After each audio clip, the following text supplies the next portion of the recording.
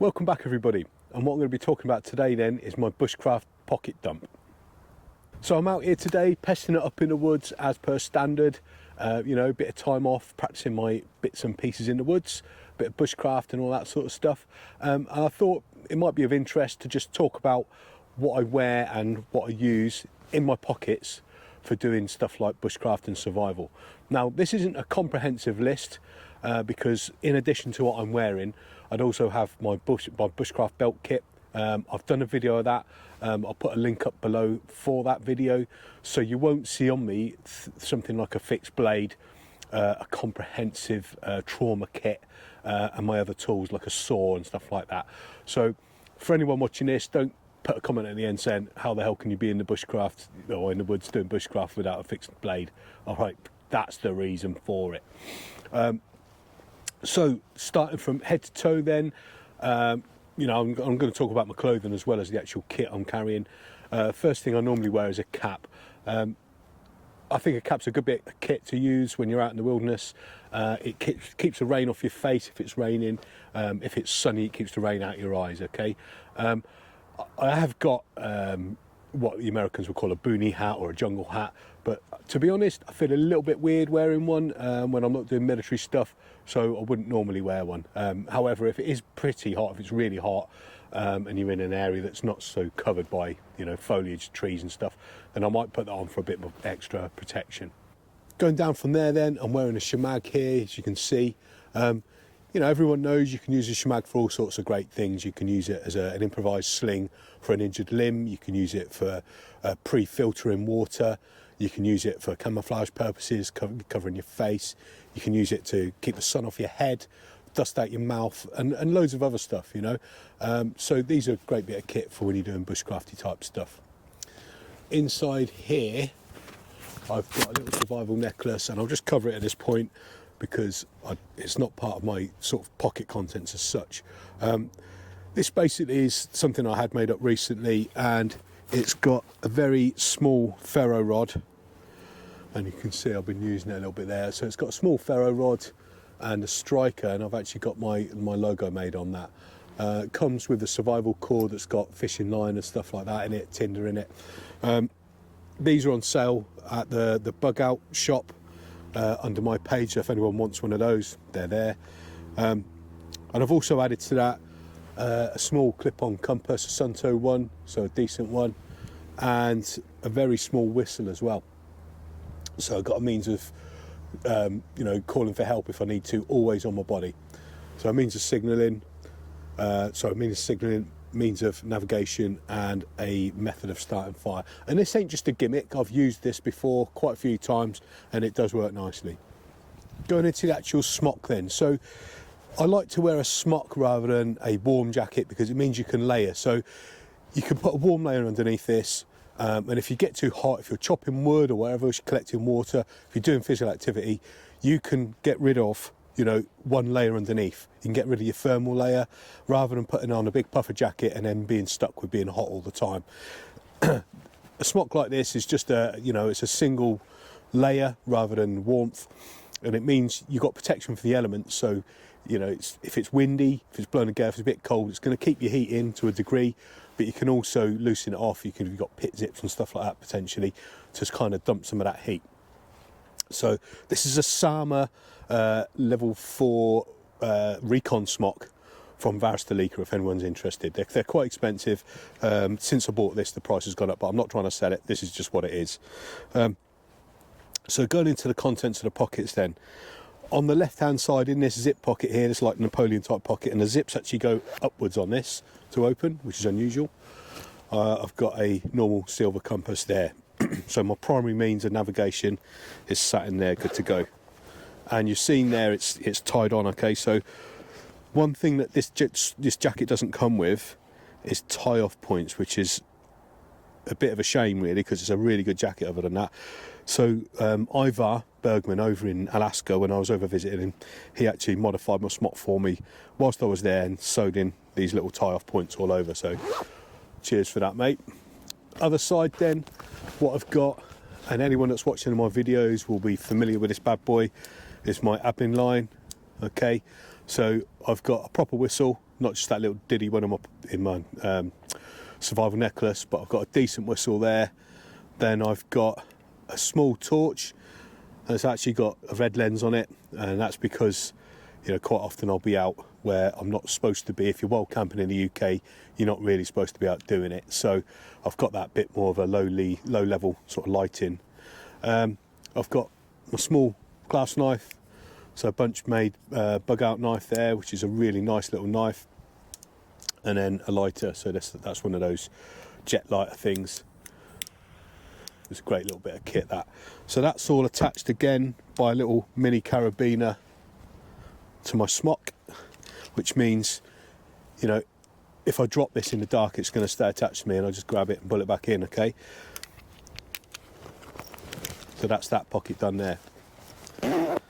Okay, top left pocket here then, there's lots of little bits and pieces in this one. So first thing out of here then is I've got a small signalling kit. So what I've got there is an orange bandana. I've got a glow stick or siloom with cord attached to it. That's so you can use it as a buzzsaw to attract attention. So you've not only got light, you've got movement combined. And that's a method used by the military. We used that when I was in Pathfinders as an emergency way of attracting attention for air, basically, for helicopters. I've got a piece of rubber around that. Obviously you can use that for firelighting and stuff like that.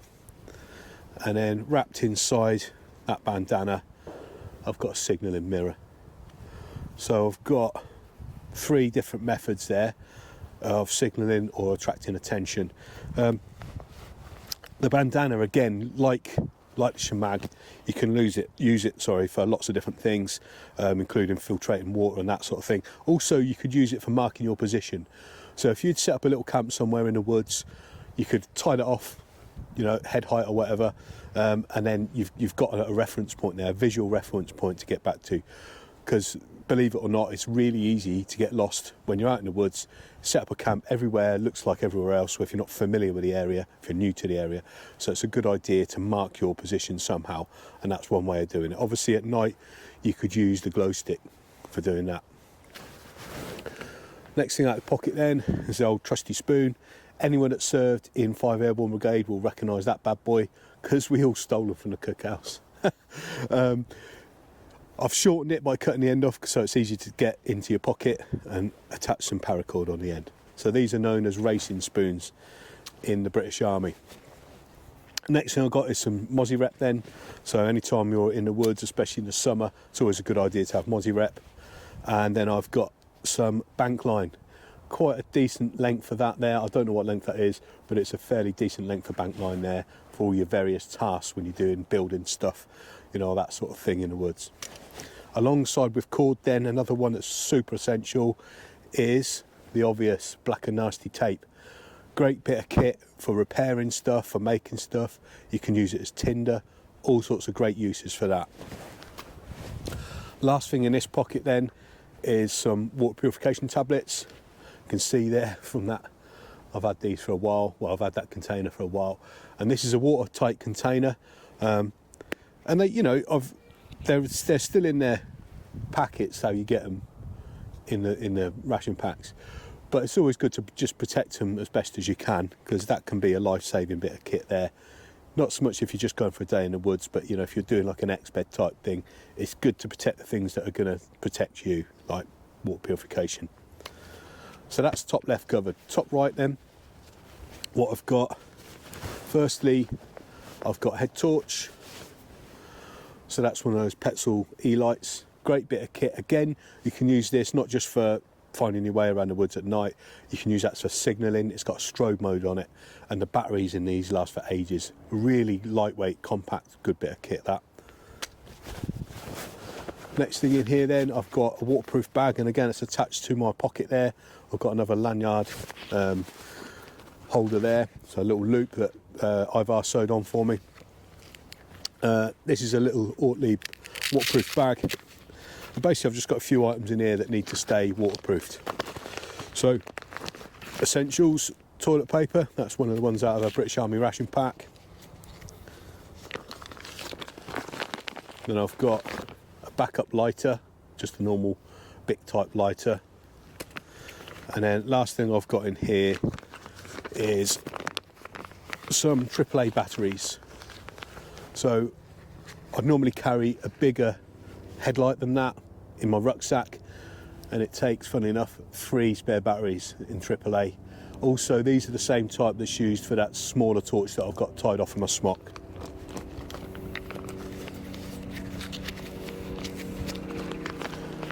Yeah, that helicopter going over. We got gooks on the wire. Okay, so that's top right covered. Coming down the Smok then, bottom right, what I've got in here is a few, again, kind of warmth items, stroke protection. I've got a woolly hat, essentially if you're going out in the cold, and a pair of protective gloves. So these are ones by Direct Action. They've got a leather palm on for protecting my hands, and the fronts of the fingers and stuff, because you know what, you're working with bladed objects, there's a good chance you might clip yourself as you're sawing, cutting or whatever. Always a good idea, absolutely essential really, to make sure that you protect your hands when using knives, saws and stuff like that. Let's get this pocket done up. Okay, gun bottom left then. What I've got in here then is my fire kit. So a little pouch there just to keep everything organised. I've got a few bits and pieces in here. So first thing I've got is a ferro rod and striker, so an actual full-size one rather than just the emergency one around my neck. I've actually got some emergency windproof matches in a waterproof container. A whole load of these fire starters, fire plugs and stuff, so various types in there. And then the last thing I've got in here is a bellows, okay, so one of these fire bellows that's great for getting oxygen into your fire once you've built it up a little bit, keep that fire triangle going. And that's all held together in that little pouch there.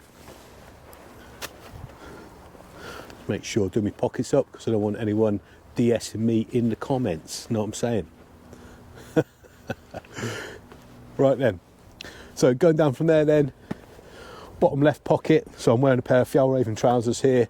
Yep, super expensive, but you know, good for a bit of bushcrafty stuff, and they loads of good pockets and all that.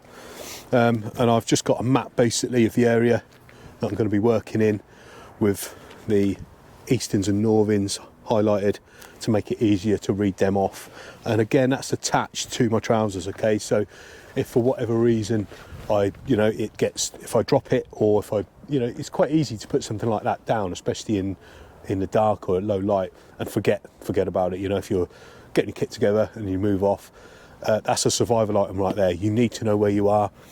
Again, if you're only out for during the day, just doing a bit of bushcraft in the woods, that's fair enough. But if you're out in a bit of a wilderness area that you're not as familiar with, 100% you need to have a map on you.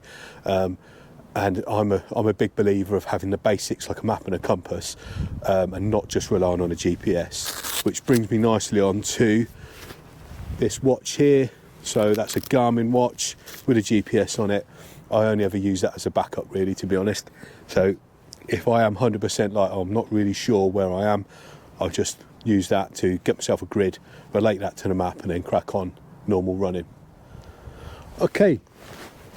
Top shoulder pocket then, so next to my Mad Dog Adventures patch then, good bunch of guys, check them out, they do some great survival and mountain courses.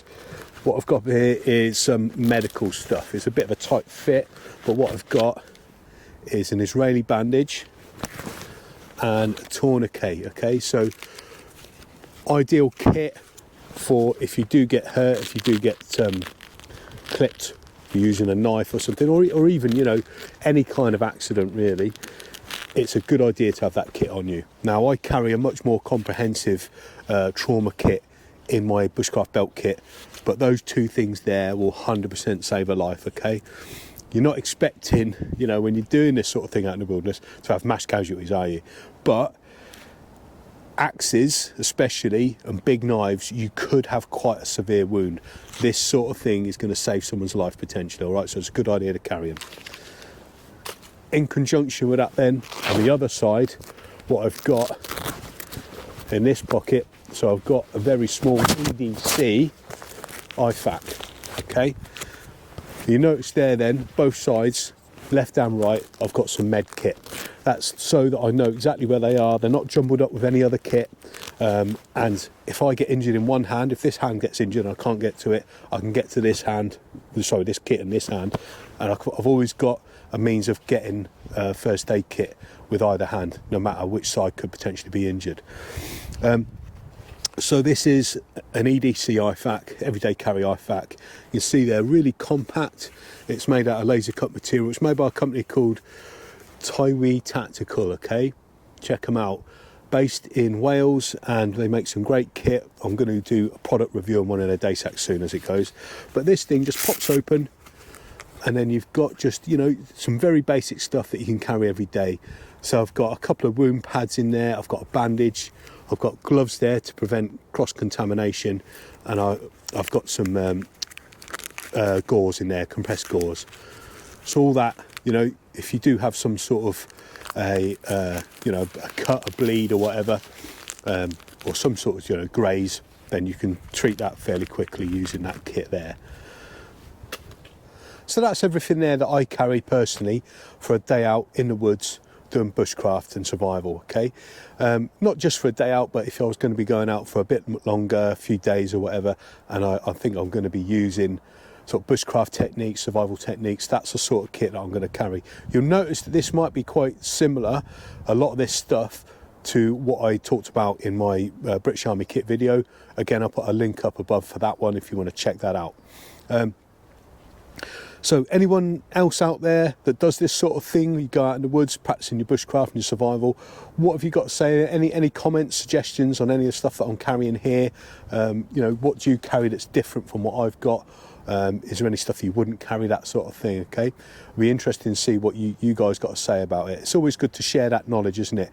And get different ideas off different people, because everyone's got different experiences and different knowledge, haven't they? So I'm actually going to be conducting some survival weekends through my company, First in Events. Check them out. Again, I'll put a link to that in the description below. I'm going to be conducting those near Bilth Wells at the Bug Out in mid Wales. So check that link out, have a look, and if you want to come along, learn some new skills, maybe brush up on some skills, we'll be doing that later this year. So don't forget to like, share, subscribe, and as always, stay prepared.